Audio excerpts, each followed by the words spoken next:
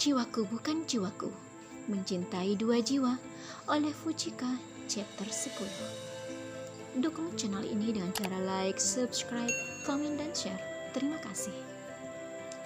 Sander terkesiap menatap gadis yang saat ini berada di hadapan Beatrice. Nona Nindi, lirihnya namun dapat terdengar oleh Beatrice. Kau mengenalnya? Tanya Beatrice dan Sander pun mengangguk. Apa dia calon kekasihmu yang sebenarnya? Tanya Beatrice curiga.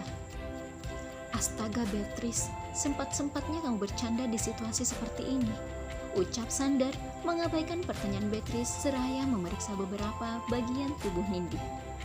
Siapa yang bercanda? Sander melirik Beatrice. Nanti aku jelaskan. Sander mengangkat tubuh Nindi dan memerintahkan salah satu anak buah Paman Jos untuk membawa Zena yang juga tak sadarkan diri. Kita ke rumah sakit kota, ucap Sander keluar dari bangunan tua itu. Beatrice mengkerutkan keningnya, heran. Kenapa harus ke sana? Tanyanya. Karena Nona Nindi seharusnya dirawat di sana. Jawaban Sander semakin memperdalam rasa keingintahuan Beatrice, namun ia menahan diri untuk bertanya lebih. Biarlah Sander sendiri yang menjelaskan seperti yang dikatakannya tadi, pikirnya.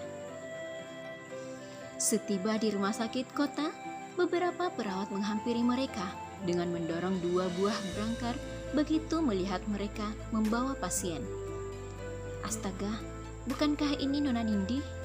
Tanya salah satu perawat yang terkejut melihat Nindi. Sedang perawat lainnya menatap Sander penuh tanya. Segeralah bawa pasien untuk ditangani, titah Sander yang risih dengan tatapan mereka. Zena dibawa ke ruang IGD, sedang Nindi dibawa kembali ke ruang ICU.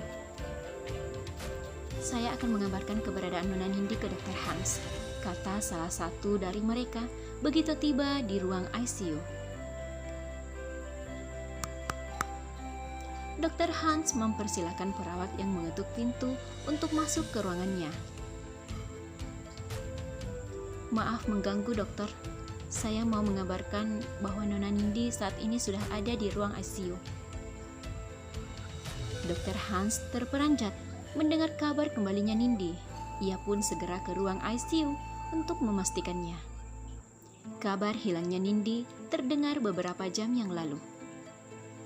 Walau demikian, sesuai dengan perintah Hans, tak ada satupun yang boleh membocorkan berita hilangnya Nindi ke pihak luar, termasuk keluarga pasien. Siapa yang membawa Nona Nindi ke rumah sakit ini?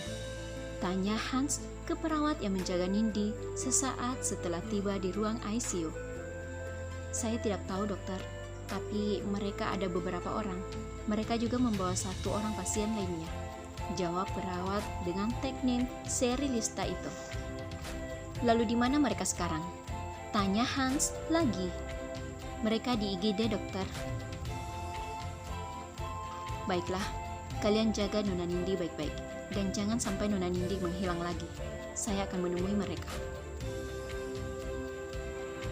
Hans melangkah keluar dari ruang ICU menuju IGD. Aku heran, sebenarnya siapa pasien ini? Kamu merasa tidak kalau pasien ini diistimewakan? Tanya perawat yang juga bertugas menjaga Nindi ke Cheryl. Emma, siapapun pasien ini, itu tidak penting. Yang penting kita sebagai perawat di rumah sakit ini harus menjalankan tugas kita dengan baik. Tidak peduli kita merawat seorang raja atau hamba sahaya sekalipun, kita harus tetap mendedikasikan segala apa yang kita miliki demi menyelamatkan nyawa umat manusia. Tutur Cheryl lemah lembut. Penuturan Cheryl semakin menguatkan penilaian Emma terhadap sahabatnya itu. Meski baru setahun bersahabat, Emma tahu betul jika Cheryl adalah sosok yang menjunjung tinggi kemanusiaan. Terbukti, walau lelah dan rasa ngantuk menghinggapi, sedikit pun Cheryl tidak pernah mengeluh atau menyerahkan tugasnya ke perawat lainnya.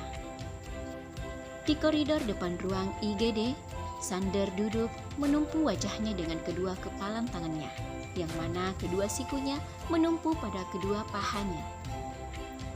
Bagaimana bisa Nona Nindi berada di pabrik tua itu? Apa seseorang sengaja membawanya ke sana? Ah, tidak mungkin. Itu mustahil. Lalu, bagaimana caranya Nona Nindi sampai ke tempat itu? Apalagi menyelamatkan Sena tanpa rasa takut sedikit pun. Pertanyaan demi pertanyaan memenuhi kepala Sander. Ia pun masih terbayang bagaimana Nindi mampu menyelamatkan Sena dari kekejaman Vicky. Maaf, boleh aku duduk di sini?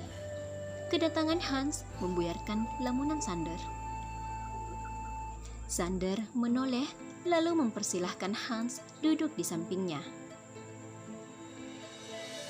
Perkenalkan, aku Hans. Aku dokter yang menangani pasien yang Tuan bawa tadi. Aku Sander. Panggil Sander saja. Sander menolak disebut Tuan oleh Hans. Baiklah Sander, pasien yang kamu bawa tadi bernama Nindi. 2 hari yang lalu, dia dibawa oleh Devian ke rumah sakit ini. Oh iya, Devian adalah pemilik dari rumah sakit ini, dan dia juga seorang dokter. Syukurlah, ternyata malam itu ada orang baik yang menemukan Nona Nindi. Batin Sander setelah mengetahui orang yang menyelamatkan Nindi di malam pelariannya. Lihat chapter 2.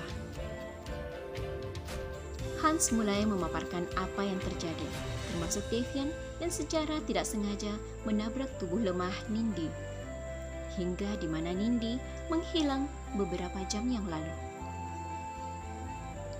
Kalau boleh tahu, di mana kamu menemukan Nona Nindi? Tanya Hans di akhir pemaparannya.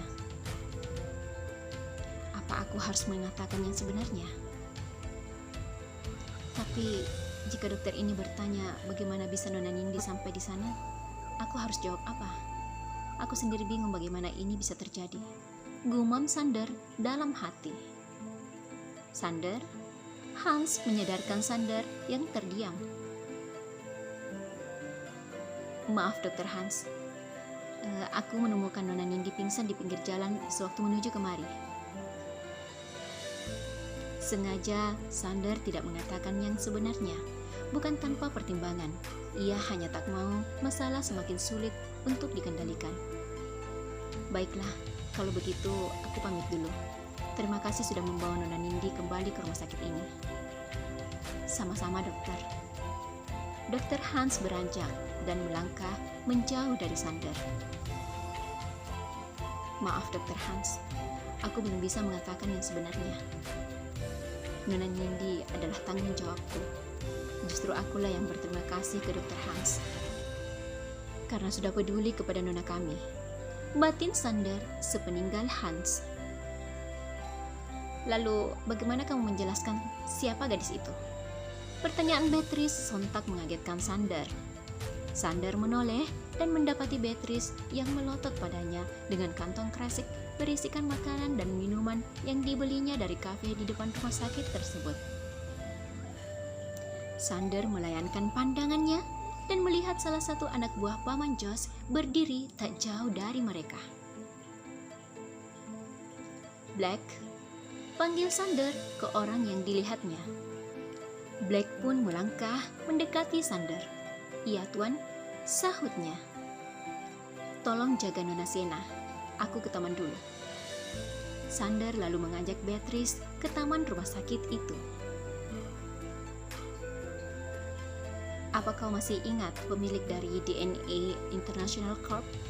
Perusahaan yang bergerak di bidang industri dan pengembangan teknologi. Masih ingat? Tanya Sander setelah ia menyelesaikan makan malamnya. Beatrice yang sesekali menyeruput minuman sodanya mengangguki pertanyaan Sander. Lalu, apa kamu juga masih ingat atasan Paman Jos yang pernah aku ceritakan padamu waktu itu? Lanjut Sander bertanya. Maksud kamu Tuan Alexander? Tanya Beatrice balik. Ya, mereka adalah orang yang sama. Lalu, apa hubungannya dengan gadis yang menyelamatkan Sienna itu? Desak Beatrice. Nona Nindi adalah putri kedua dari Tuan Alexander. Benarkah? Kali ini giliran Sander yang mengangguk. Jika Nona Nindi adalah putri kedua dari Tuan Alexander, lantas di mana putri pertama Tuan Alexander? Belum sempat Sander menjawab, Beatrice melihat darah mengucur di lengan kanan Sander. "Sander, lengan kamu berdarah," serunya panik. Sontak, Sander melirik lengannya, kemudian memeriksanya. Black masih harus belajar cara membalut luka dengan benar rupanya. "Apa ini karena aku?" tanya Beatrice yang seketika murung. "Tenanglah sayang, aku sudah terbiasa dengan luka seperti ini," ucap Sander seraya mengangkat dagu Beatrice yang menunduk. Terus dukung channel ini dengan cara like, subscribe, komen, dan share. Terima kasih.